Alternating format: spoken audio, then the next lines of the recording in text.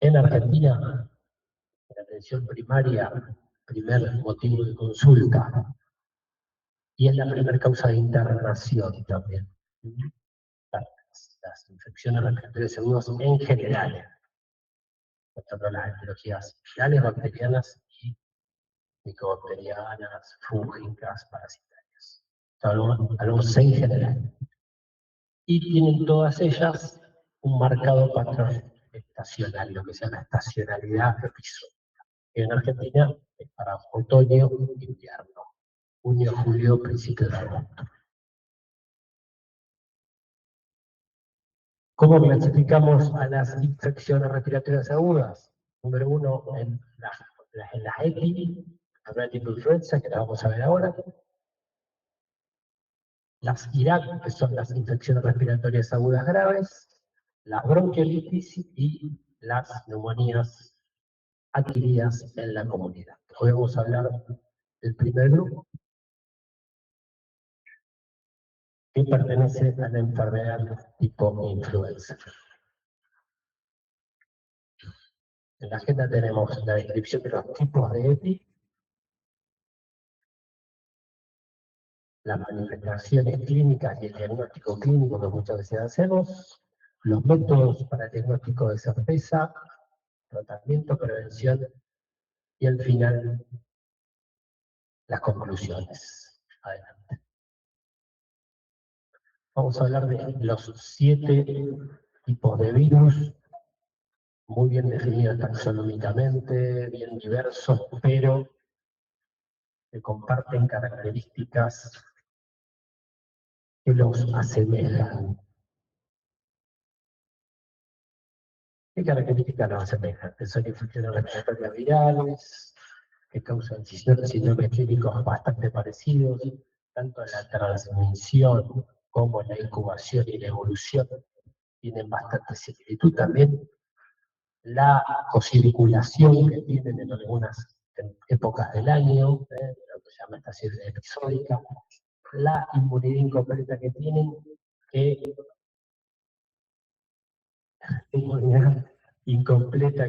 generan, que hace que nos volvamos a reinfectar año tras año, temporada a temporada, por los mismos virus o subtipos de virus, o sea, no generan inmunidad duradera. El compromiso que va de formas leves autolimitadas hasta formas graves, relacionados fundamentalmente con los grupos de riesgo a los cuales pertenecemos o pertenecen las personas que nos consultan. Complicaciones fundamentalmente a nivel de aparato respiratorio, enfermedad cardiovascular, también metabólicas, también pacientes que están cursando procesos inflamatorios o comatológicos, etc. Vamos a hablar del primer virus, probablemente el más paradigmático, el más estudiado, el que más historia tiene, y el que más se investigó. Es el virus de la influenza humana. Es un ortomixovirus, virus ARN, hay 4 tipos o 4 subtipos, mejor dicho. El A y el B son los que son patogénicos en el hombre.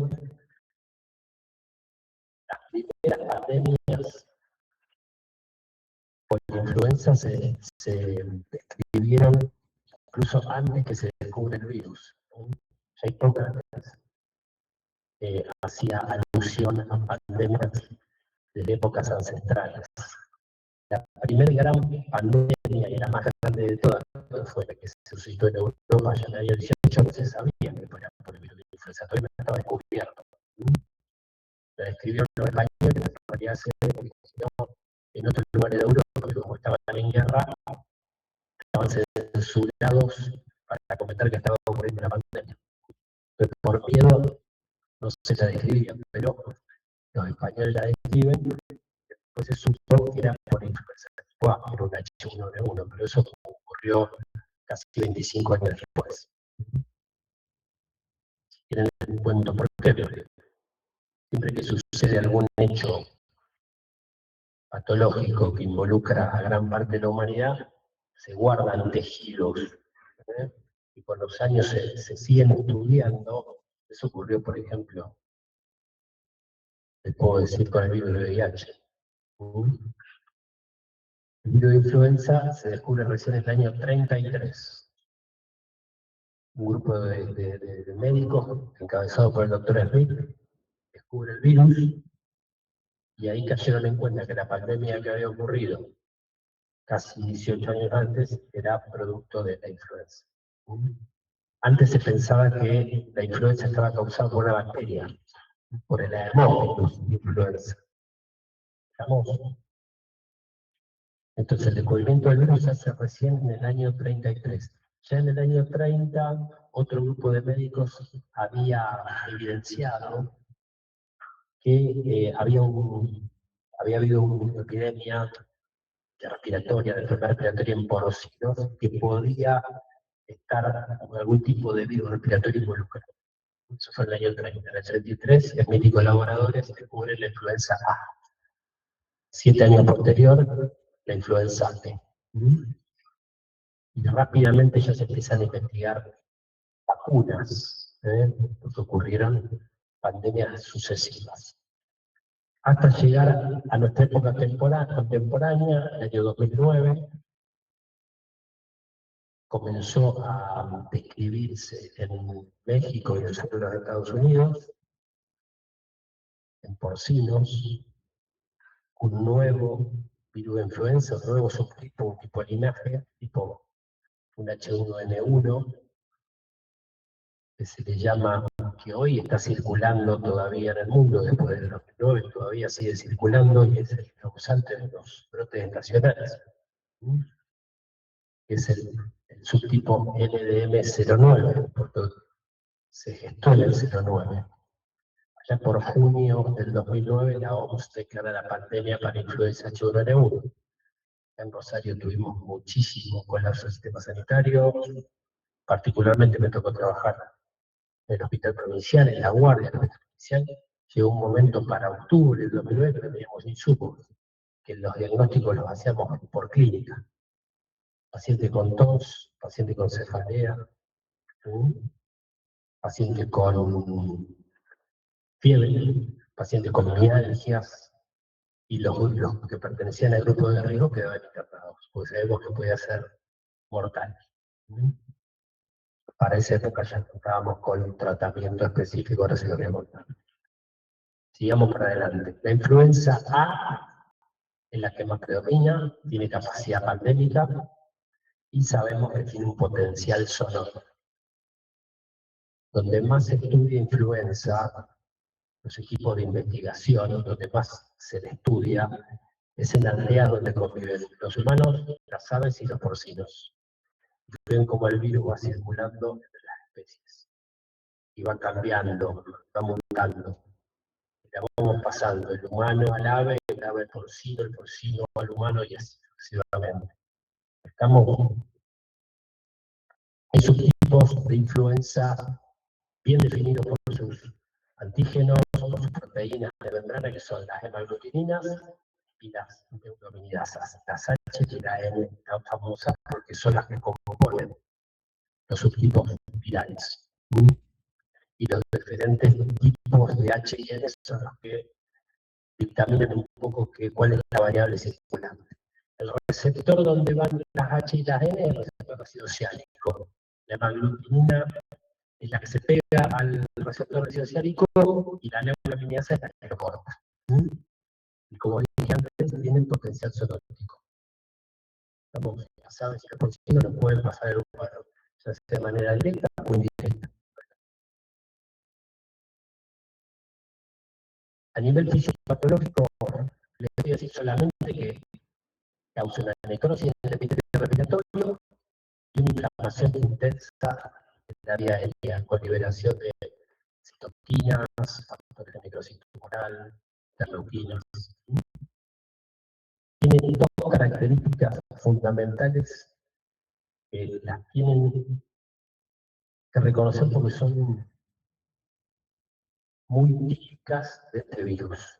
Los cambios o las mutaciones que se generan en los antígenos, el H y el A. Si son mutaciones pequeñas, que son las causantes de las epidemias anuales, en las estaciones fundamentalmente de otoño e invierno, se llama drift antigénicos. Son pequeños cambios. Y el ejemplo actual es lo que está ocurriendo con pequeño drift que está en el H3N2, que se descubrió para fin de año pasado en Europa y tuvo 3 casos en Argentina, con el clado K, que se está siguiendo, pero que no ha habido una diseminación importante. Eso sería un drift antigénico. Un pequeño cambio, una pequeña mutación. Y después están los grandes cambios, los grandes reordenamientos genómicos que se llaman shift antigénicos, que son los encargados, son los responsables de los cambios grandes en el virus que generan los procesos pandémicos. Por ejemplo, el que ocurrió en el 2009, que fue el último, con el H1N1-NDM09. Eso fue un shift antigénico. Se reordenó tanto el virus y lo dejamos de reconocer. ¿Estamos?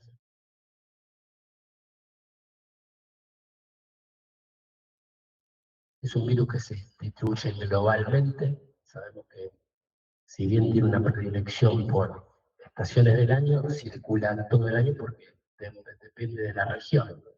El hemisferio norte, el invierno, después se viene para acá, y después de acá se va para allá. Estamos en Argentina, sabemos que los picos son entre junio y julio, que corresponde a las semanas epidemiológicas 18 a 40. ¿Escucharon algo de las semanas epidemiológicas? La semana epidemiológica es una medida de tiempo que utilizan los servicios de vigilancia, la Secretaría de Epidemiología de los diferentes ministerios de salud global, para captar datos. Una semana epidemiológica va desde un domingo a un sábado, para evitar los feriados, etc. Entonces se toma la semana epidemiológica de domingo a sábado, y hay un corrimiento a través de todo el año. Hay 52 o 53 semanas epidemiológicas en un año. Y empieza generalmente el primer sábado de enero, es la primera semana epidemiológica. ¿Estamos? Y ahí se van acumulando y actualizando los datos y comparándolos para ver cómo es el movimiento de un agente patógeno, cualquiera.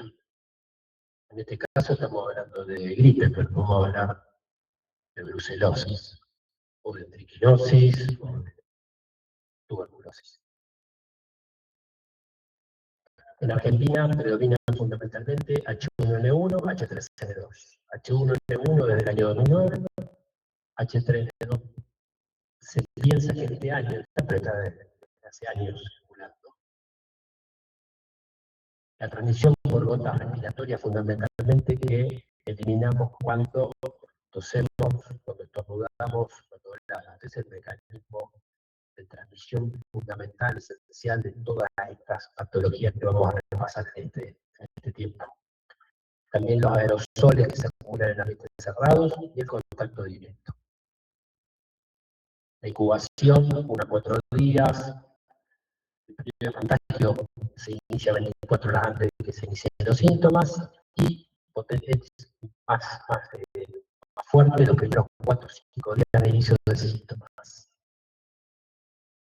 Hay aproximadamente 1.000 millones de casos reportados de influenza a nivel global por año, con 500.000 muertes directamente atribuibles, y hay que decir que son todas las muertes relacionadas con descompensación de otras patologías.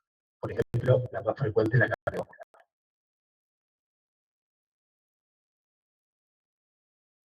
El paciente que desarrolla una gripe en una influenza, el inicio de los síntomas empieza rápidamente. Un paciente que siempre va a toser. No hay influenza sin tos.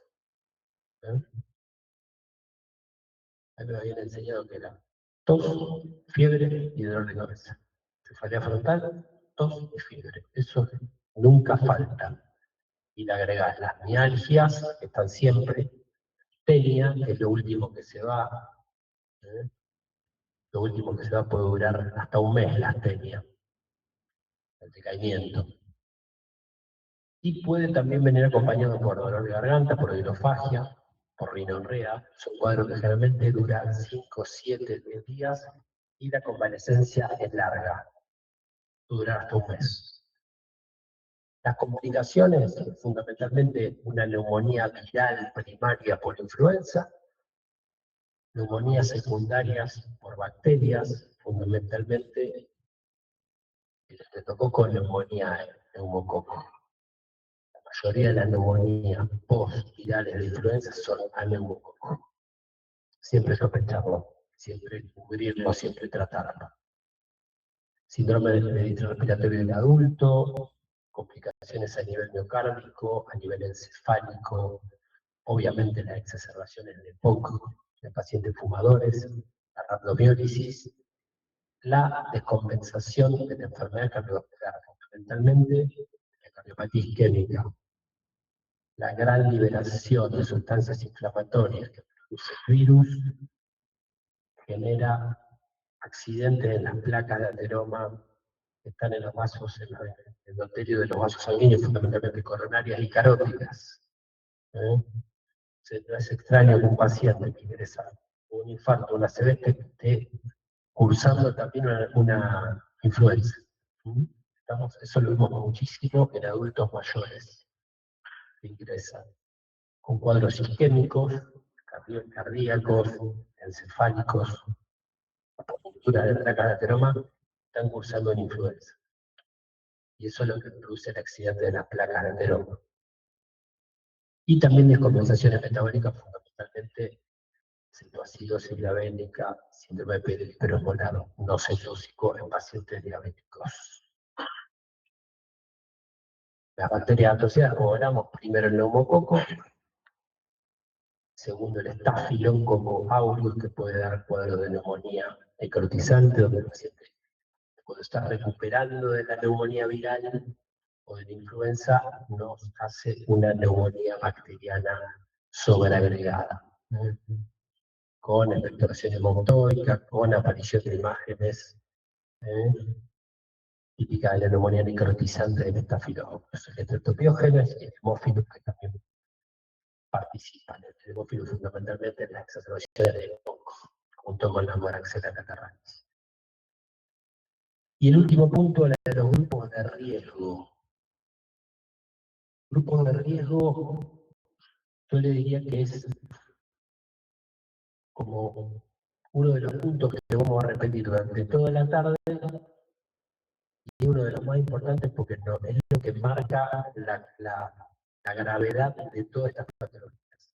Estas patologías son la influenza y todas las que vamos a hablar, son generalmente cuadros que en huéspedes inmunocompetentes con defensas normales son cuadros autolimitados que no generan grandes complicaciones. Ahora, en estos grupos de riesgo se dan los cuadros graves, los cuadros que nos llevan a la internación, los cuadros que generan mortalidad.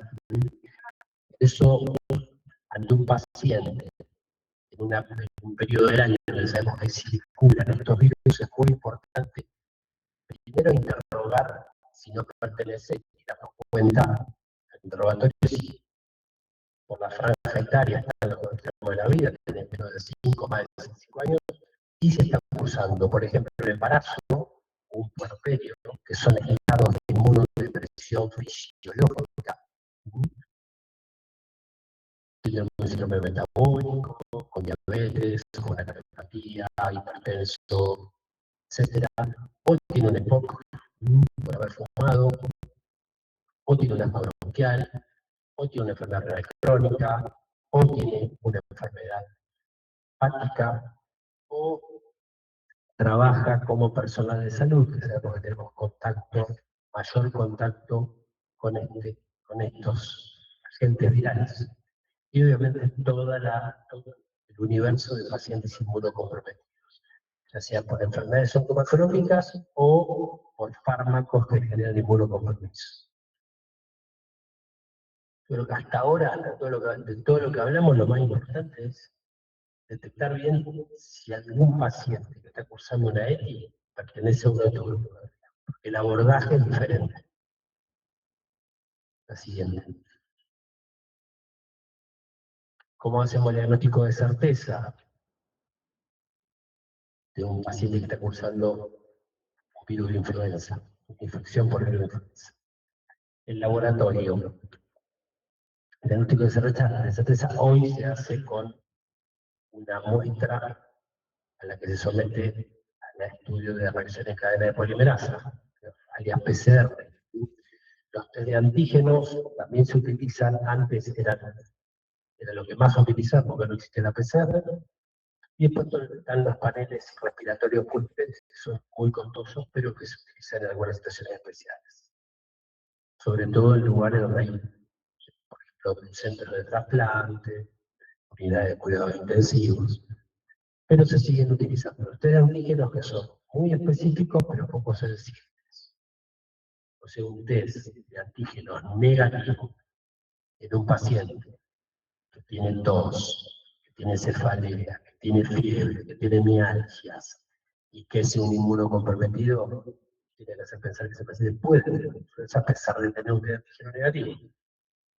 Pues repito, es específico, pero no tan sensible. Y el de certeza, si tenemos PCR, mejor, tiene mayor especificidad y sensibilidad.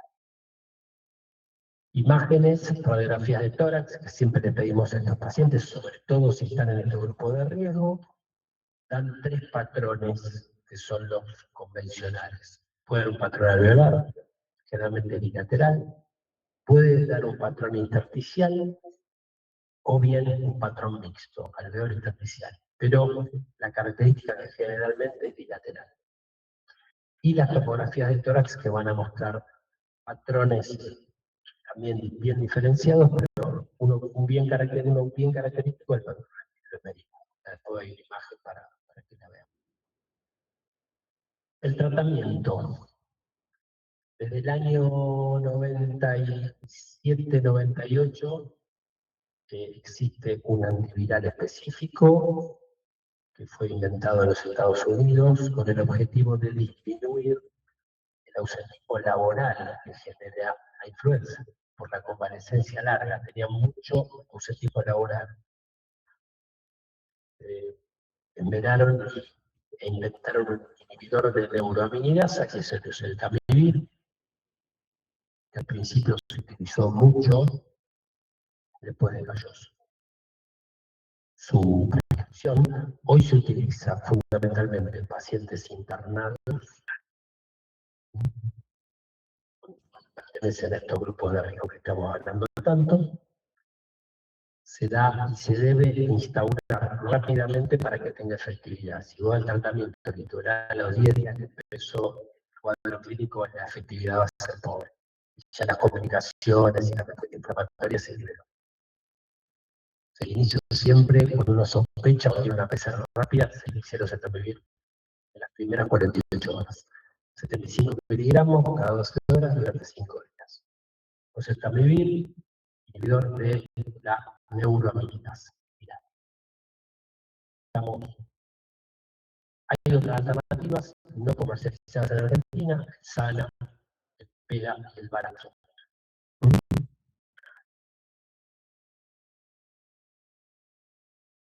La prevención, punto importantísimo.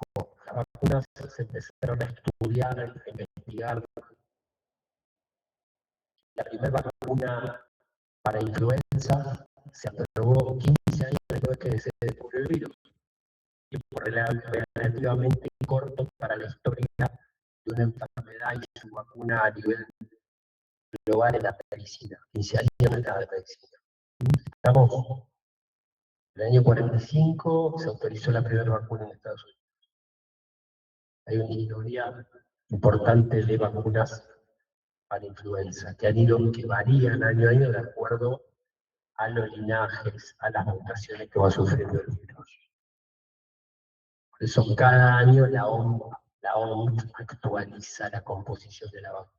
Este año para el hemisferio sur es una vacuna trivalente que tiene un componente H1N1, un componente H3N2 y siempre tiene la vacuna un componente B, porque el virus B circula todos los años. No es tan transmisible ni tan letal como el A, pero siempre compone vacunas. Fíjense todos los años, van a ver que dentro de la vacuna aparece el componente, el subtipo B.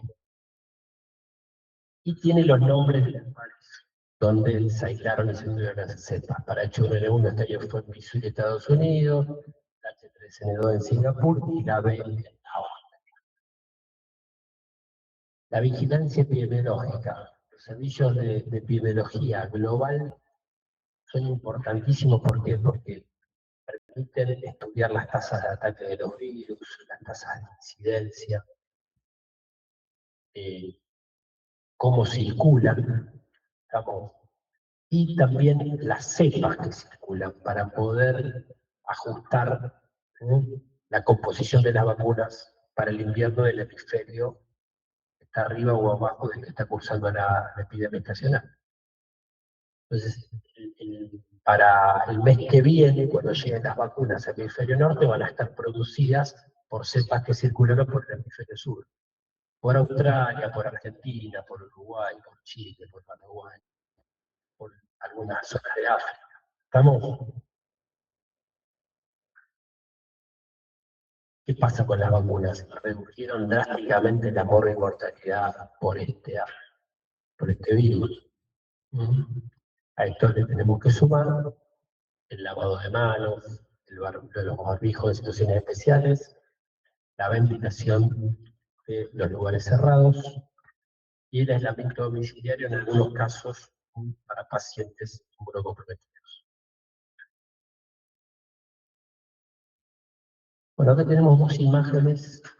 A la izquierda es una tomografía de un paciente que se internó, paciente diabético, paciente con síndrome metabólico, que hizo una neumonía viral a influenza. Fíjense, es el patrón que tiene esa tomografía. El patrón, el vidrio esmerilado. Tiene una consolidación, una zona de consolidación, pero tiene un patrón en vidrio esmerilado típico de las neumonías por influenza. Y en la otra radiografía, acá tenemos, hay dos consolidaciones, ese campo medio, campo superior, y esta es más alveolar intersticial.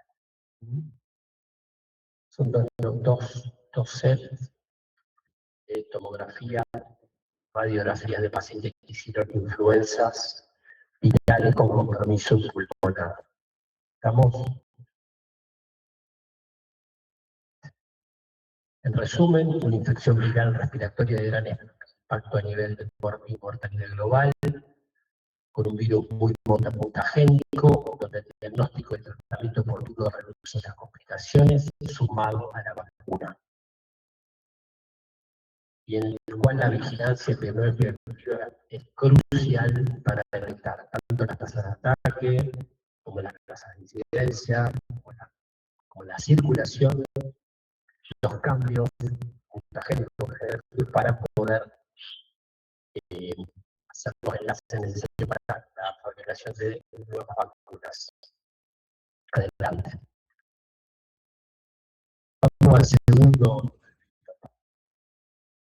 Vamos al segundo virus que forma parte de la GETI, metaneumovirus. Fue identificado en 2001. Es un virus ARN bicatenario, tiene dos linajes A y B. Es la segunda causa de bronquiolitis atrás del virus sincitial respiratorio, muchísimos estudios globales. En Argentina tiene un comportamiento y una tasa de ataque que aumenta entre el otoño y el invierno, y coexiste y co-circula con influenza, con virus sincitial respiratorio y con SARS-CoV. La transmisión por gota respiratoria eliminamos cuando tosemos, cuando estornudamos, cuando hablamos, el contacto directo y descripción de transmisión a través de fomites. ¿Mm? La incubación también, periodo corto, 4 a 6 días. Se elimina entre 5 y 6 días, el momento donde también se contagia. Da un espectro clínico amplio, desde un resfriado común, con estornudo, con congestión nasal, odinofagia, por compromiso de las faringios, hasta cuadros de bronquiolitis y neumonía aguda de la comunidad. La clínica va a depender del sector anatómico involucrado, puede haber gonorrea, hasta cuadros de sibilancias, apnea, que requiere muchas veces internación. La mayor gravedad, como siempre, los grupos de riesgo, lactantes, adultos mayores, pacientes con enfermedad cardiovascular y huéspedes inmunocomprometidos. Y el diagnóstico por paneles de PCR, donde se realiza el hisopado de fosas nasales, de faringe, casos de pacientes que ven a la consulta, o de lavado broncoalveolar en pacientes graves que están intubados, que sacan muestras a través de los tubos endotraqueales. El test de antígeno que no es así administrada como hablábamos hace un rato para otras patologías. No hay tratamiento específico, es solo de los síntomas y de sostén en los casos de los pacientes que tengamos que internar, con hidratación, con antitérmicos y con oxigenoterapia, ya sea por cánulas, máscaras con reservorio, en el caso de pacientes que no requieran asistencia respiratoria mecánica, que se llama BNI o ventilación no invasiva. La ribavirina se ha probado en algunos casos de huésped inmunocomprometido que hacen metaneumovirus, por ejemplo, trasplantados, pero con evidencia limitada. La prevención, la misma, el lavado de manos, aislamiento en algunos casos y barbijos en huéspedes inmunocomprometidos. Hay en etapa de ensayos, investigación clínica, tanto vacunas como anticuerpos monoclonales. Pero todavía no tenemos vacuna para metaneumovirus. En resumen, es una infección respiratoria aguda que puede ir de cuadros leves a cuadros graves, que comparte y cocircula con influenza virus incitial. El diagnóstico por PCR y el tratamiento es sintomático y de soporte. El virus incitial respiratorio, muy comentado por estos últimos meses, o años. Es un virus de la familia de los Pneumomylidae.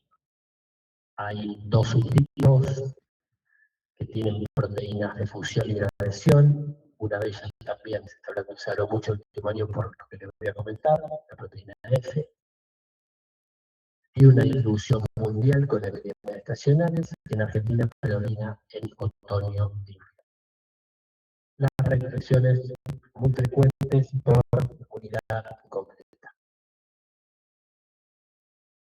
33 millones de infecciones anuales en el mundo reportadas por Ciencial, con 4 millones de hospitalizaciones al año.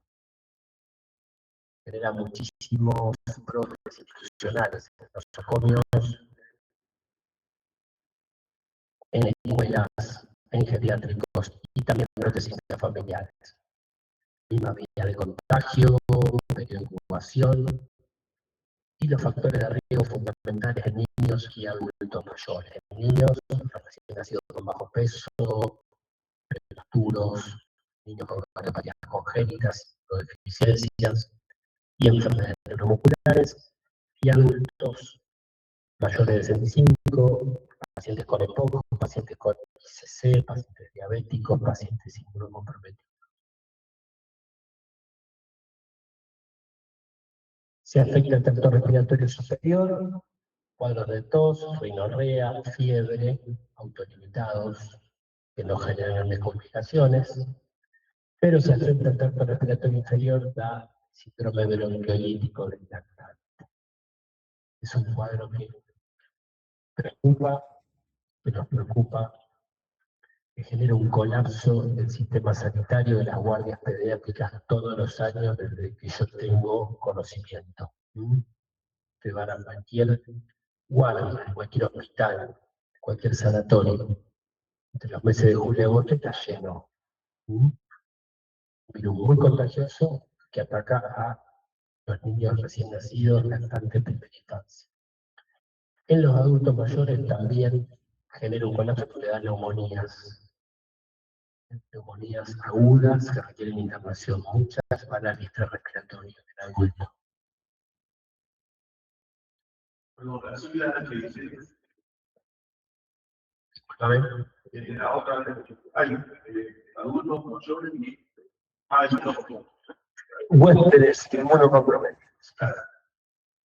Pueden ser pacientes que están en tratamiento con citostáticos, con inmunosupresores, con corticoides, por enfermedades autoinmunes, por enfermedades hematológicas.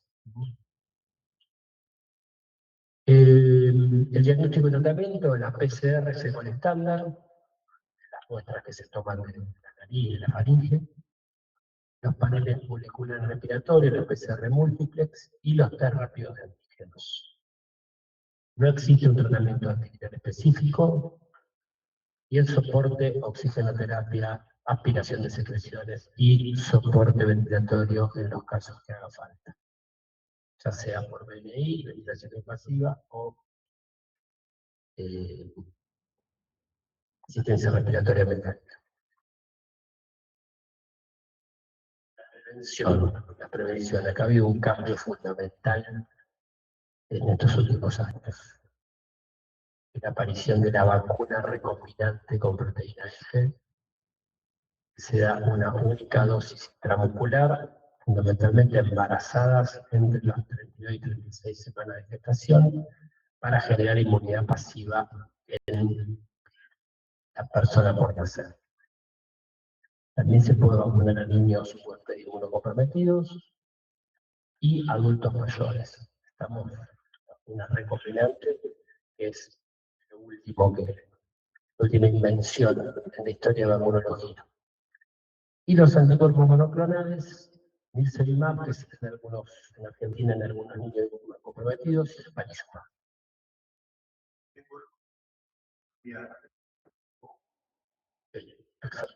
Exacto. Se está empezando a universalizar. Sí, igual vamos a estar todos vacunados para virus sin dudas. En resumen, la principal causa de síndrome bronquiolítico neumonía biliar infantil, causa de enfermedad respiratoria grave en adultos mayores, PCR diagnóstico de certeza, el tratamiento del soporte, respiratorio, hidratación, térmicos, y la prevención con vacunas cambió drásticamente la mortalidad de esta afectación. Hacemos un pequeño break. Yo les cuento que después tienen la clase de antivirales. La doctora Maurino no va a venir con la sala operando al padre. El problema es que se reprograme lo de antivirales, así que tenemos como para hacer un break. Nos queda. No,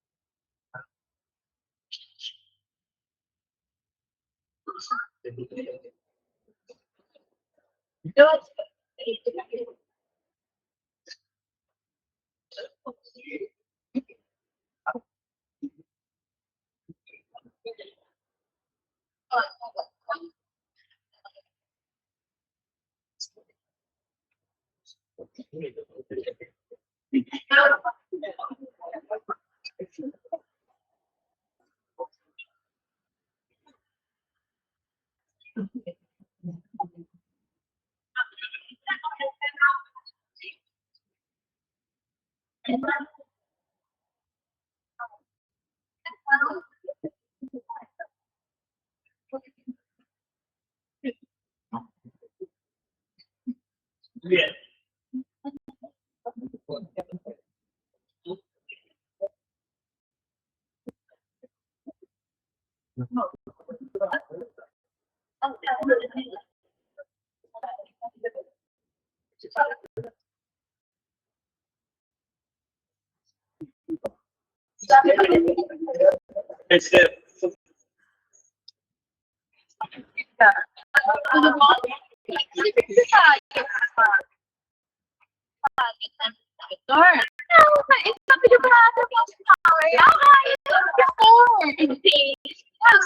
Nossa, que eu cheguei atrasada, né? Não, mas deixa o pessoal ficar com essa ajudante. Eu vou fazer tirar uma foto aí. Eu vou colocar a foto, né? Eu acabei.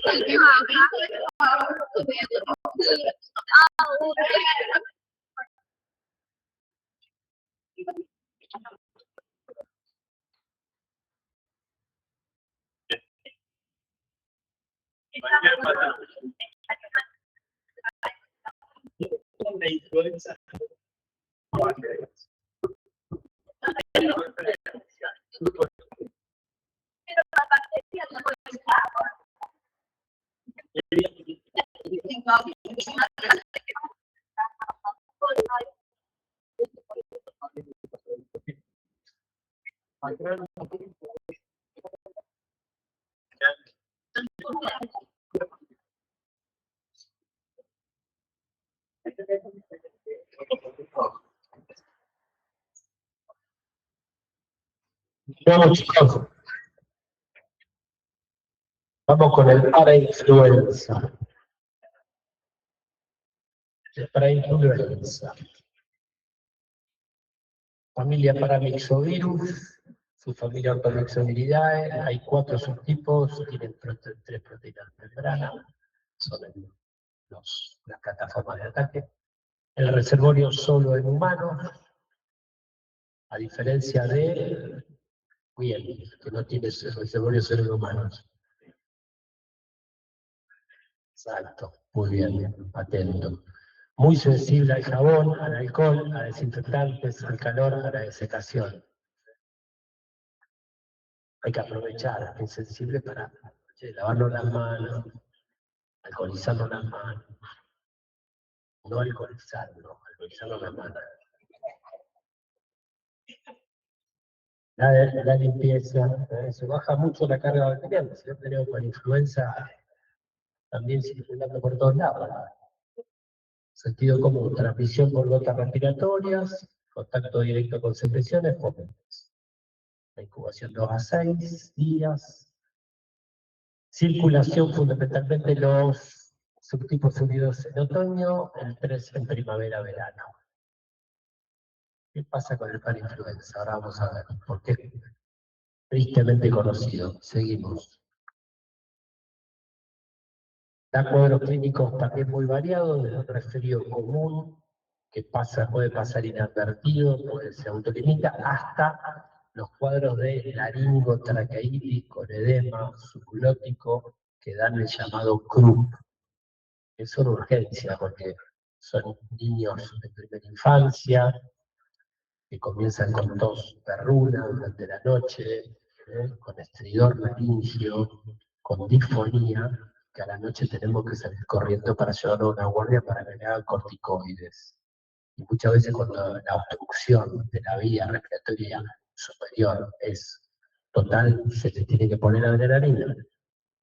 Estamos en el CRUP, primer causa de CRUP, el parainfluenza. También neumonías y exacerbaciones de asma y EPOC.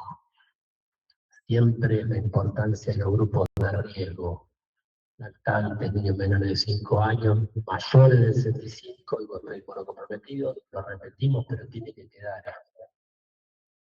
Porque cuando llega un paciente con un cuadro como que tiene este complejo sindrómico que estamos hablando, que es la enfermedad tipo influenza, siempre tenemos que definir si pertenece a alguno de los grupos de riesgo. ¿Grupo de riesgo de qué? De complicarse. Ese es el riesgo que tiene. En vez de tener un resfrío común, de tener un poco de moco en la nariz y un poco de dolor de garganta, hacer una neumonía, a exacerbar un EPOC o un asma.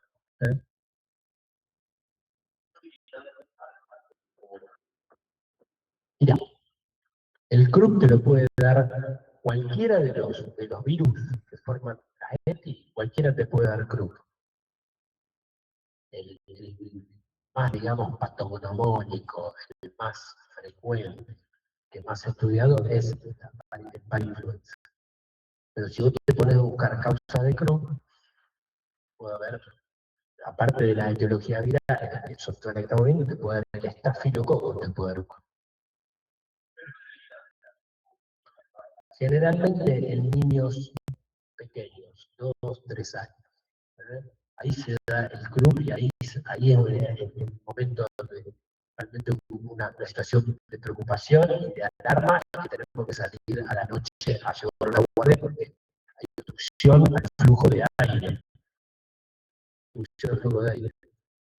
Por inflamación, edema abajo de la glotis.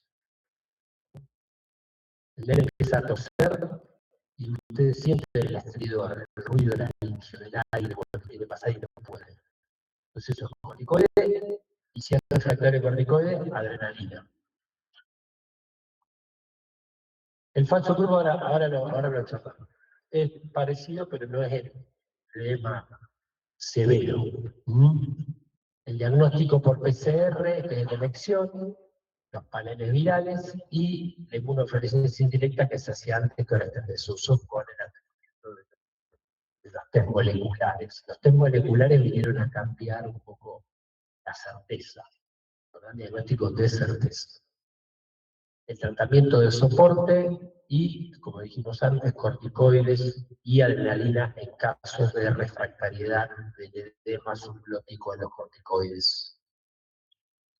Las vacunas están en desarrollo y obviamente esperemos que sea pronto porque van a cambiar drásticamente la problemática. El problema de salud global. Entonces el parainfluenza es la segunda causa de infección respiratoria aguda baja en niños. sea, la bronquiolitis, primer virus incitial, primer agente etiológico del CRUC, de origen viral, y la infección natural no genera inmunidad duradera, por lo tanto, puede hacer una parainfluenza en invierno que viene. Adelante. Los rinovirus. Los rinovirus. Estos son los que más circulan.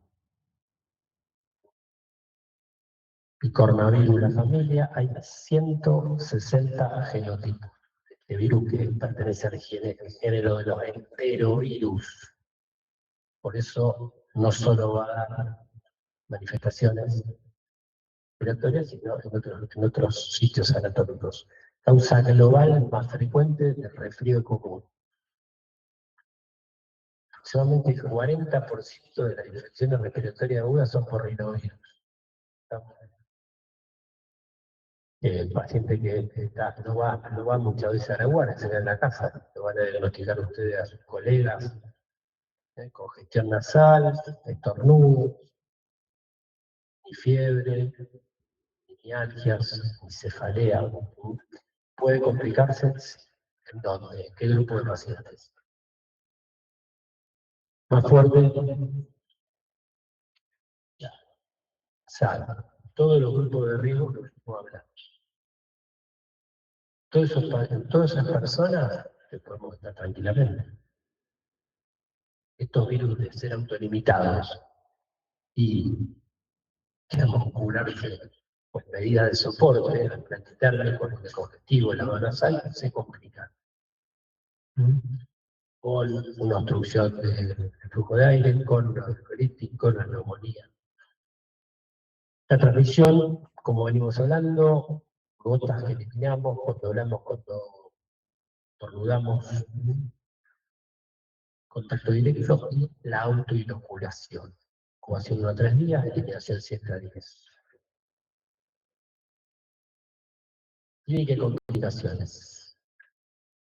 Clínica rinorrea, estornudo, congestión nasal, odinofagia, tos leve, cefalea, febril. ¿Qué pasa? Si el paciente tiene una rinorrea de estornudo, vamos bien hasta ahí. Le damos un congestivo, le damos algún antitérmico. Cuando empieza con odinofagia, cuando empieza con tos, ¿qué le agregamos generalmente a estos pacientes? Que no tenemos que hacer. Antibióticos. Los rinovirus son la principal causa de uso inadecuado de antibióticos o de antibacterianos a nivel global. Paradójicamente, estos rinovirus pueden complicarse con infecciones bacterianas, sinusitis aguda, otitis media aguda, exacerbación de asma de poco, bronquiolitis y neumonías. Ahí sí tenemos que dividir antibióticos antibacterianos, pero tenemos que tener algún sustrato para detectar el paciente una sinusitis bacteriana sobreaguda, o sea, se sobreinfectó, el paciente tiene que empezar con dolor facial, puntos sinusales, descarga de moco purulento, fiebre. Estamos, lo mismo con exacerbación de asma, EPOC. Estamos, el diagnóstico es habitualmente clínico. El diagnóstico de certeza no se hace realmente porque si no estaríamos haciéndole a todo el mundo con un rinovirus PCR. Se hace en estudios de brotes, en estudios epidemiológicos o en pacientes que están internados, trasplantados, renales crónicos. Ahí. El tratamiento sintomático, hidratación, térmicos, lavado nasales, es una causa importante de un seno de antibióticos. La prevención, lavado de manos, cubrir santos en estornudar y ventilación de ambientes. Es el virus que más circula, por lejos. Principal agente del resfrío común, muy contagioso, generalmente cuadros leves, tiene papel protagónico en exacerbaciones de asma y EPOC, y es el diagnóstico clínico y el tratamiento de los síntomas. ¿Estamos?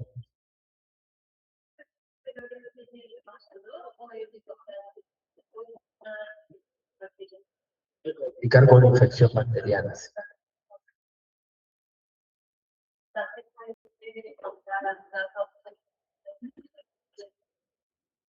si se complica, o sea, el paciente tiene que tener un EPOC para que se exacerbe.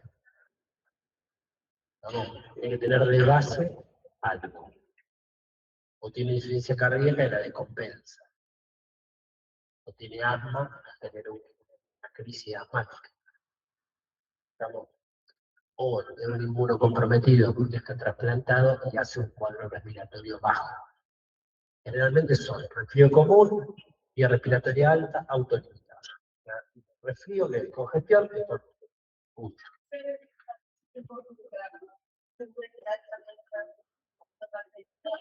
No siempre, pero puede generarse una infección.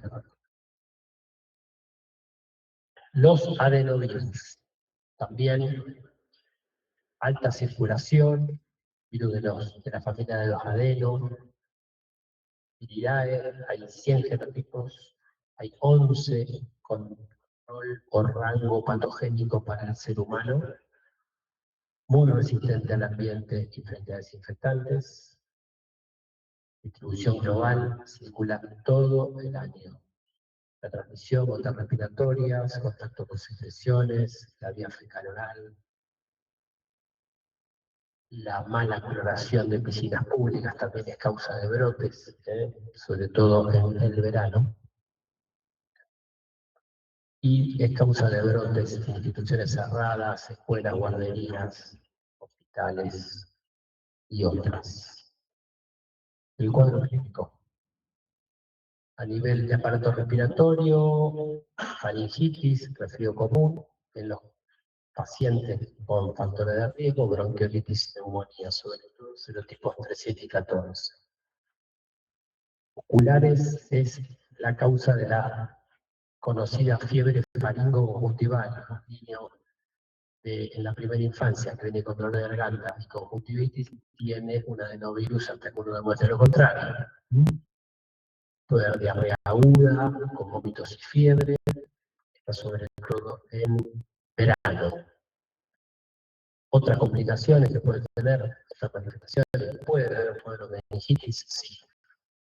Hepatitis también, resistencia hemorrágica, sobre todo huéspedes inmunocomprometidos, vuelvo a repetir, por 18ª vez. Diagnóstico de elección por PCR de muestras, ya sea respiratorias o de materia fecal. Los test de antígenos se siguen utilizando, aunque menos, y discutido viral también.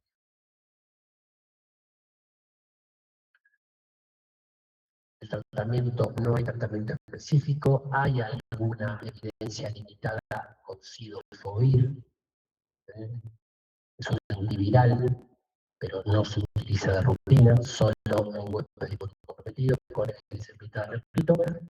La prevención fundamental, porque no tenemos otra herramienta por ahora, ya que las vacunas están en desarrollo, sobre todo para los subtipos 4 y 7, se está investigando y desarrollando una vacuna oral.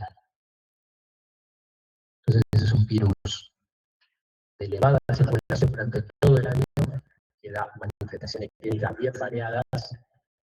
Hablamos de lo respiratorio, hablamos de lo ocular, hablamos de lo gastrointestinal y algunos cuadros meningios, responsable de brotes institucionales, y en inmunocomprometidos puede generar infección sistémica.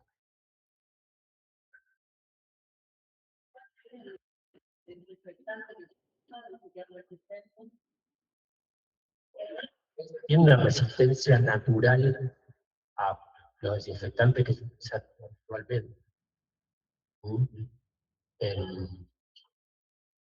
Tanto para limpieza del piso como para limpieza de superficies, a un virus resistente. COVID-19, la COVID-19, el agente etiológico, el SARS-CoV-2, familia de los coronavirus. En mi época eran 5 virus, uno estudiaba microbiología, eran 5 virus que estaban en cuadros respiratorios altos, autolimitados, como el rinovirus, y no había grandes problemas. En el 2003 se descubre hay un brote en también una provincia de China de un SARS-CoV-1, que quedó bastante limitado, no llegó a las Américas.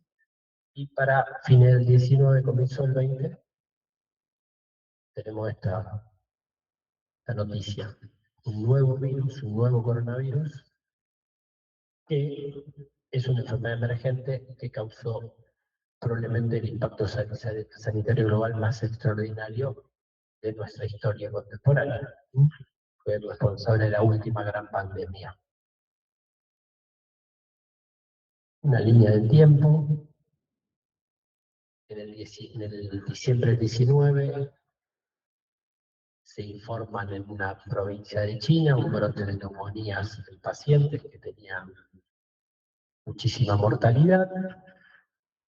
Para los primeros días de enero del año que le siguió, se aísla un virus, las autoridades sanitarias chinas aíslan un nuevo virus, un nuevo coronavirus, que se expande rápidamente, y en marzo del 20 la OMS declara la pandemia. Todo ese año hay una primera ola. Lo blanco ataque fundamentalmente son los adultos mayores. A nosotros nos llegó allá por julio, agosto. Nos dio tiempo de prepararnos porque el sistema de salud estaba golpeado ya per se. Fuimos aprendiendo lo que ocurría en el hemisferio norte sobre medidas de prevención, sobre tratamiento, y ya empezaron en paralelo a diseñarse estrategias vacunales. Para finales del 20 ya estaba aprobada la primera vacuna y hasta en enero del 21 empezó una campaña global de vacunación. Durante el 21 y el 22 empezaron a aparecer variantes de preocupación relacionadas con la mutación que se generaba fundamentalmente en la proteína S, la proteína Spike, y tuvimos todas las variantes que algunas siguen circulando. Hoy no sé si leyeron, pero en China hoy la variante Omicron que está circulando poco en Argentina, en China hoy volvió a matar a un número importante de personas. Y ya hay, no les digo una emergencia global porque es el delirio, pero es una variante de preocupación que se va a empezar a investigar si está mutando. Hoy se hicieron los reportes, hoy mismo, de coincidencia. Seguimos. 2023, ¿qué pasa? Finaliza la pandemia.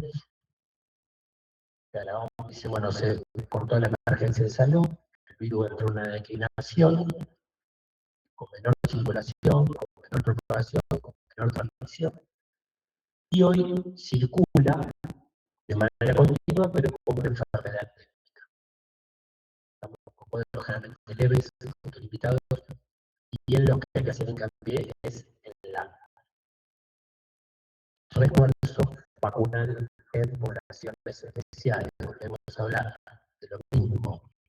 Nos olvidamos del COVID y hace 3 años estábamos bastante complicados. Es un virus ARN monocatenario, la proteína, digamos, estrella, la que realmente hace todo el daño es la proteína Spike, que se unen a los receptores de ¿qué? ¿Qué receptores se unen? ¿Qué es lo que tiene de raro este virus? ¿En qué receptor impacta? Muy bien, encima de los receptores de la enzima convertera de enzima. Tiene que ver con qué? La enzima convertera de enzima. ¿Dónde está? En los endotelios, los vasos sanguíneos, los blancos de los agentes antihipertensivos, el enalapril, el captopril, el lisinopril, todo eso son bloqueadores de la enzima convertera de enzima. La pregunta que siempre nos hacemos, ¿qué hace un virus respiratorio aterrizando en un virus que convierte la enzima convertidora? No lo sabemos. Tiene una alta capacidad de mutación, siempre tiene el reservorio en un animal, murciélago en este caso, con un hospedero intermediario. El SARS-CoV-1 fue una civeta, en el último, el SARS-CoV-2 fue en una especie de mulita que se come mucho en sopa en China, y aparentemente los primeros casos están relacionados con la ingesta de la sopa de pangolín, que es esta mulita, que seguramente, una de las teorías, tenía el SARS-CoV-2 dentro de ella, o sea, una zoonosis transmitida de manera indirecta, no por contacto directo con el animal, sino con los desechos. La patogenia entra por los receptores de enzima convertidora de angiotensina, se replica y genera una respuesta inmunoinflamatoria importante, con liberación fundamentalmente de citoquinas. La tormenta de citoquinas que tanto daño le hizo a las personas que fallecieron. Una respuesta inflamatoria exacerbada. Estamos, la transmisión, gotas respiratorias, aerosoles, contacto estrecho, ambientes cerrados. Incubación 2 a 14 días, con un promedio de 3 a 5.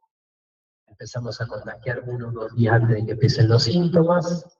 Y es mucho más efectivo, o lo transmitimos más los primeros 5 días de inicio de síntomas. Hoy la cepa que circula es la NB 1.8.1, que es la que hoy las autoridades chinas están tomándola nuevamente como variante de preocupación. Están investigando si no hubo una mutación acá. ¿Qué pasa con las mutaciones y las vacunas que tenemos? Cuando un virus muta, la vacuna que estamos acostumbrados a recibir, ¿qué pasa? Se escapa el poder protectivo de la vacuna. Entonces la tenemos que cambiar, modificar. Para eso están los sistemas de vigilancia activa epidemiológica. Y hoy, esta noche, están hablando de vuelta de este linaje de Omicron, que aparentemente están buscándole alguna mutación, que se llaman los drift. Cambio antigénico, o un shift. Un shift sería un drama, pero bueno.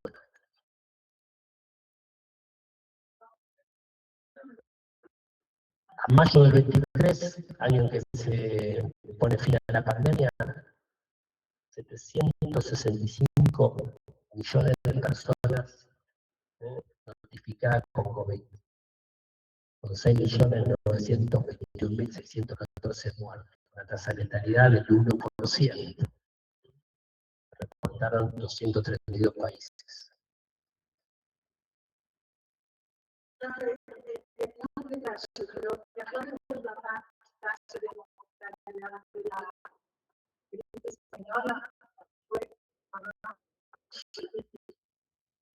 Mucho mayor. Inclusive el SARS-CoV-1, que estuvo en 2003 en China, que fue el predecesor del SARS-CoV-2, tiene una tasa de mortalidad del 10%. De 100 personas, 10 se murieron. SARS-CoV-2, 1%. 100 bajó muchísimo, gracias a Dios. Formas asintomáticas, la proporción no se conoce bien, pero es variable de acuerdo a la población que se estudie, y hay formas leves, moderadas y graves. La leve, acá no sé si tuvieron mucho o poco COVID, cuál forma. La leve, fiebre, tos, mucha apnea, mucha cefalea frontal, la anosmia y la geusia, patognomónicos, uno se quedaba sin olfato y decía tengo COVID. Diagnóstico clínico. Mialgias y en algunos casos diarrea. Estos son los cuadros leves. Cuadros moderados con neumonía, infiltrados bilaterales que se veían, y la hipoxemia. Algunos requieren internación, otros no. Generalmente las personas con factores de riesgo se las internaban. Y los cuadros graves, que eran víctimas de esta tormenta de citoquinas, insuficiencia respiratoria aguda, distrés respiratorio, pacientes que se hipotensaban, se chocaban y después tenían falla multiorgánica. pacientes que 30, 40 de incapacidad. Estamos. Y nosotros sosteniendo un sistema que no da más, estaba colapsado. Colapsado era todo. Primero eran sectores de COVID y a medida que avanzaban las oleadas pasaba a ser todo el hospital o todo el sanatorio COVID. Prácticamente los otros virus que estuvimos hablando, de acuerdo no a lo que piensa uno, de acuerdo a los estudios de vigilancia, no había circulación de parainfluenza, no había circulación de adenovirus, no había circulación de influenza, no había circulación de metaneumovirus. Es como que los echó, el COVID echó de la población a los otros virus que circulan hace miles de años. Es como que colapsó todo, no solamente a la sociedad, sino también a los virus de del mismo grupo. Los factores de riesgo fueron claves para evitar que se compliquen estos casos. Si llegaba la primera oleada, por ejemplo, afectó a adultos mayores, fundamentalmente.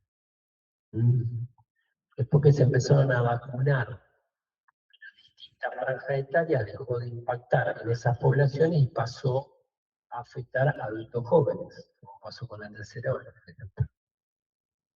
Pero los factores de riesgo siguen siendo importantes porque estas son las poblaciones blanco para vacunar, para revacunar. Mayores de 65, personas jóvenes con enfermedad cardiovascular, EPOC, síndrome metabólico, obesidad, diabetes, enfermedad renal crónica, neoplasias, embarazadas y huéspedes inmunocomprometidos. En cuanto a la patogenia de los casos graves, la famosa neumonía viral generaba esta reacción inmunoinflamatoria, generaba lesión alveolar difusa con trombosis microvascular, suspiro trombogénico y el famoso síndrome de respuesta inflamatoria sistémica que ponía a los pacientes en una condición crítica.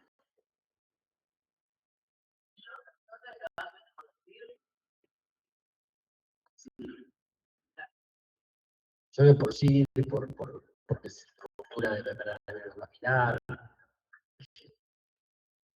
es un proceso inflamatorio severo, como una pérdida de la tolerancia inmunológica. Como que hay una respuesta inflamatoria exacerbada para lo que uno está haciendo. Esa respuesta inflamatoria exacerbada, no solo lesiones alveolares, trombosis en la microvasculatura, infartos vasculares, y descompensación de enfermedades de base que podemos tener. Descompensaba una diabetes, descompensaba una enfermedad cardiovascular, descompensaba que hablar a un paciente poco. Estamos adelante. Las comunicaciones que veíamos en el agudo, el síndrome de respiratorio del adulto, las trombopatías, tromboembolismo pulmonar, fenómenos trombóticos en los miembros inferiores que daban tromboembolia, miocarditis, encefalitis, coinfecciones con bacterias que nos llevaron en los primeros tiempos a todos los pacientes con COVID, los veíamos con antibióticos, porque las guías decían que había que ponerle ampicilina sulfantán con claritromicina, porque se decía que se iban a sobreinfectar. Íbamos aprendiendo, copiando lo que pasaba en el hemisferio norte, en Italia, en Alemania, en España. Veíamos que estaba ocurriendo un cuadro gravísimo a nivel global, que después no iba a llegar, no a los 2 años, a los 2 meses. Entonces, eso aceleró la RAM, la resistencia antimicrobiana, las cifras que se esperaban, la resistencia, me voy un poco de bacterias a los antibióticos para 2030 ya las tenemos hoy. Explico porque se prescribieron antibióticos por demás, 3 años, lo que podrían haber prescrito en 20. Estamos por muchas causas, porque no había A vos te hacía una videoconsulta, una persona con el dolor de garganta, no le estaba revisando la garganta, le daba amoxicilina. Se sobreprescribió. La PCP tuvo una característica estacional, no pues estábamos en el hemisferio sur, estaba invierno, lloraba, y mejoraba en el hemisferio norte que me llegaba. Al ser un virus respiratorio tiene estacionalidad episódica, pero tuvimos acá olas en enero, pleno verano, por ejemplo. Yo me acuerdo, por ejemplo, en enero del 22 estaba colapsado el sistema otra vez, por una variante que empezó a circular para fin de año. Y después las complicaciones posagudas, que veíamos muchísimo, el long COVID o COVID prolongado, con la famosa niebla mental, el paciente estaba con deterioro cognitivo, asociar ideas, mucha astenia, que duraba meses,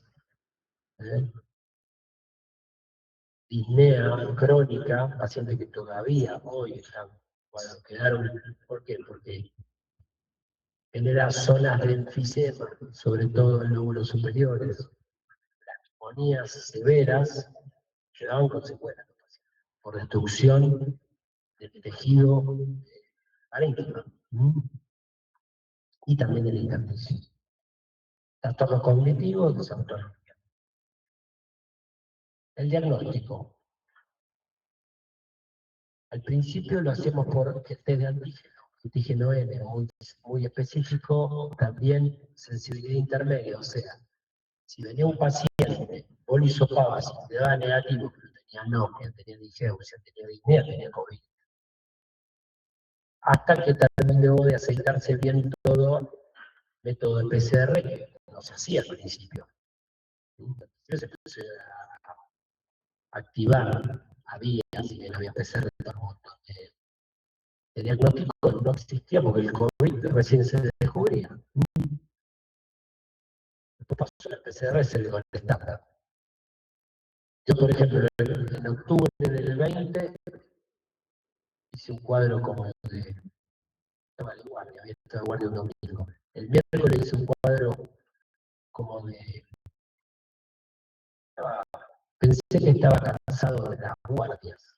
Estaba decaído. Me hizo parar en el hospital y me dio negativo. Miércoles. Jueves y viernes me se confirma, el sábado me hizo una placa de neumonía bilateral. Con el test de antígeno negativo. Falso negativo. Laboratorio. Empezamos a ver que los pacientes tenían linfopenia. La linfopenia era prácticamente cuanto más profunda era la linfopenia, más grave eran los cuadros. Un paciente con 500 linfocitos seguro iba a desarrollar o estaba desarrollando una neumonía grave. Ataca fundamentalmente el linfocito T, CD4, CD8, que genera apoptosis. Si eso le sumamos que el paciente tenía PCR elevada, ferritina elevada, LDH elevada, signo de destrucción de pared, y el dímero D, hacíamos el diagnóstico de ahí. No necesitamos la PCR. Mala imagen. La radiografía de tórax con infiltrados intersticio alveolares laterales.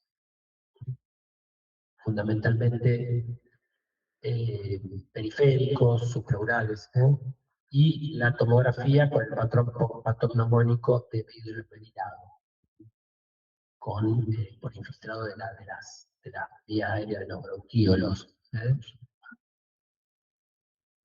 También había imágenes de condensación, pero el esmerilado en la tomografía era bien patognomónico. El tratamiento de los casos leves, tratamiento sintomático, y aislamiento según recomendaciones. Los pacientes de riesgo hemos llegado a dar de los antivirales el remdesivir en un ensayo que se hizo en Argentina, que se hizo durante un tiempo, durante la primera ola, y en cuanto a inmunomoduladores, se hizo mucho el tocilizumab para pacientes críticos. Igualmente, una vez que se en pacientes graves, una vez que empezaba esa gran liberación de citoquina, de interleuquina, de factores de necrosis, no había mucho por hacer. Era un pronóstico ominoso. Los casos graves, obviamente que los que se internaban, todos los pacientes teníamos que hacer oxigenoterapia, muchas veces con cánulas más caras con reservorio, y en algunos casos cuando ya no había otra posibilidad, se lo intubaba y se lo vinculaba a asistencia respiratoria mecánica, que sabíamos que después la desvinculación era muy difícil, con muchas complicaciones. Entonces intentábamos hasta el punto máximo sostenerlo con oxigenoterapia por ventilación no invasiva. Obviamente que la dexametasona fue el medicamento que más se utilizó como inflamatorio para frenar esa cascada inflamatoria, para la redundancia, y la anticoagulación con heparina de bajo peso por el potencial trombótico per se que tenía el virus, que tiene. No lo en pasado, pero lo tenemos acá. Lo tenemos acá y hoy reportaron los chinos otra variante de preocupación. La prevención. Probablemente fue uno de los momentos de la historia de la vacunología donde más rápido se desarrollaron vacunas. En el mismo año que se descubrió el virus, ya en diciembre teníamos vacuna. En enero se descubrió el virus, en diciembre teníamos la primera vacuna aprobada. Se largó una campaña global de vacunación que permitió frenar la pandemia. Sabemos las complicaciones que hubo con algunas vacunas, por su reactogenicidad. 2022-2023 ya se generaron vacunas adaptadas a estas variantes, a estas mutaciones que tuvo el virus. Y durante 2024-2026, estrategias de refuerzo cada 6 a 12 meses actualizadas según la variante circulante, según la población. Varias plataformas conocidas, particularmente las más conocidas, la del Reino Mensajero, la de laboratorio Pfizer, que es la Comirnaty, y yo todavía la tengo en la heladera guardada, recuerdo. La Spikevax, que es el laboratorio Moderna, esa por un lado, el mensajero, que es la proteína Spike, las de vectores virales, las más conocidas, la Sputnik, que se conocía como la vacuna que se producía en Rusia, y la vector viral, la AstraZeneca, que dejó de producirse justamente porque tenía bastante poder homogéneo, muchas complicaciones. Se utilizaba como vector viral el adenovirus de mono, para transportar la proteína Spike. La Coronavac con virus inactivado, fenoteratogénica, y otras con proteínas recomendadas.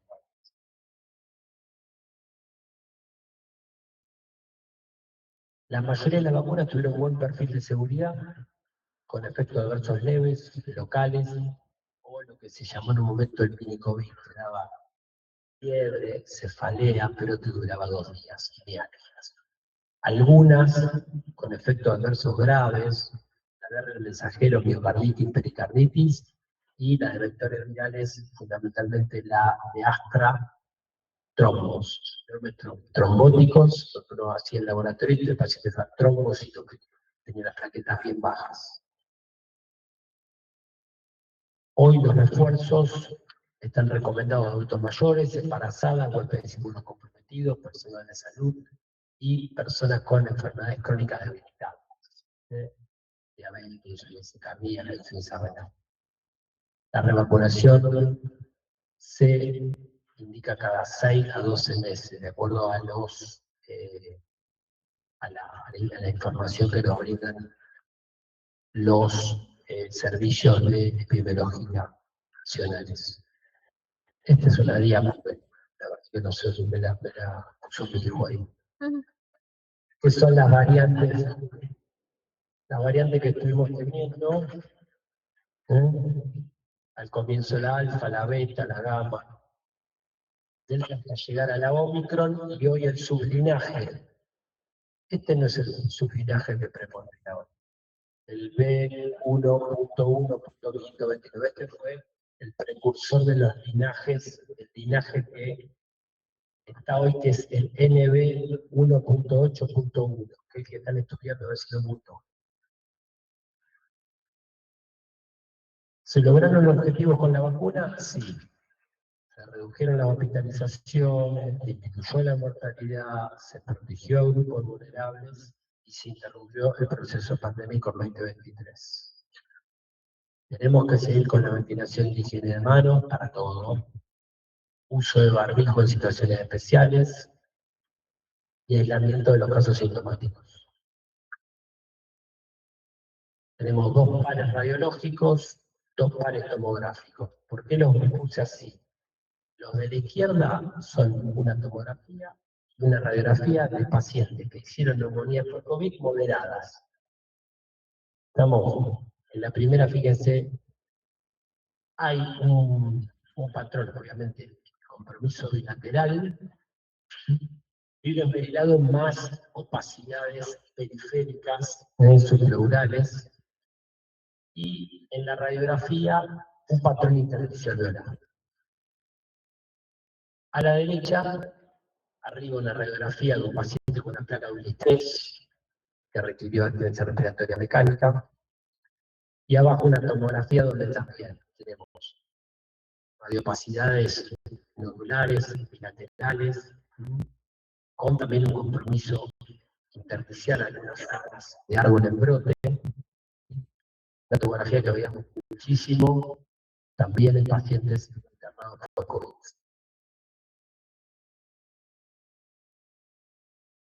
Resumimos que el SARS-CoV-2 continúa circulando globalmente, sigue teniendo tasa de contagio y mortalidad, pero han reducido muchísimo con la estrategia de vacunación global. Hoy la mayoría de los casos son leves, los cuadros graves se concentran en poblaciones claves que tienen factores de riesgo. Las altas coberturas con vacunas fueron claves para frenar la pandemia y atenuar las formas graves. Los refuerzos vacunales siguen siendo fundamentales frente a variantes circulantes. Estuvimos hablando de la EPI, todos los procesos respiratorios virales A1, de inicio A1, que tienen una elevadísima prevalencia global y que impactan muchísimo los sistemas de salud porque, por la cantidad de consultas, por la cantidad de internaciones que generan, sobre todo en los grupos de riesgo donde se tornan infecciones complicadas. Las coberturas con vacunas para los virus que se han podido sintetizar, producir y difundir es fundamental.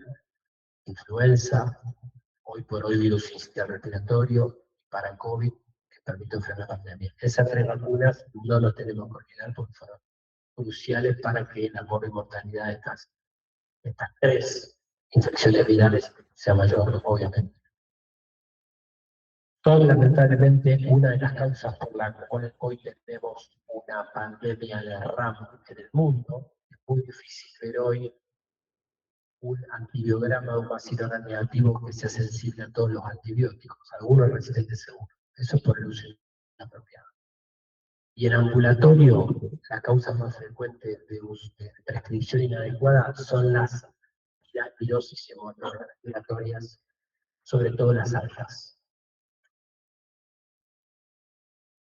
Y por último, la importancia de la vigilancia epidemiológica activa para detectar no solo la circulación de algunos otros tipos de virus, no solo la tasa de ataque,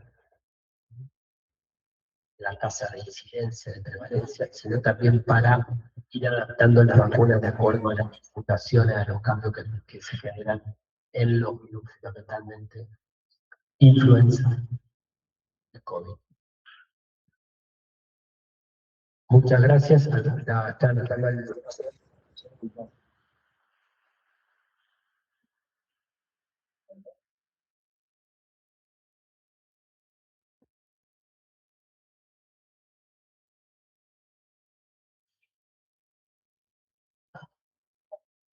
Ahí te escucho. Dame un segundo. Ahora vos al baño, tú.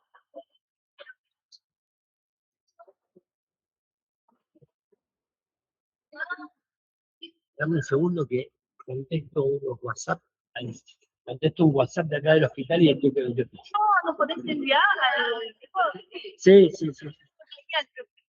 La diapositiva.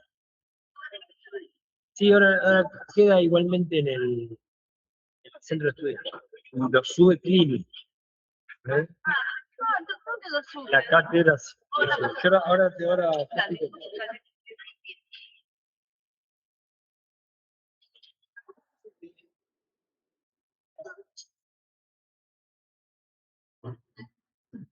Los del centro de estudiantes. ¿Lo subís vos? ¿Lo subís?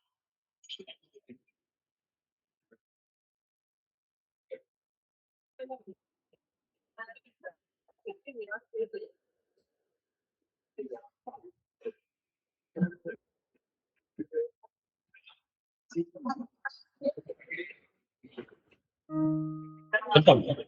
Sí, porque ya, tengo que nombrar.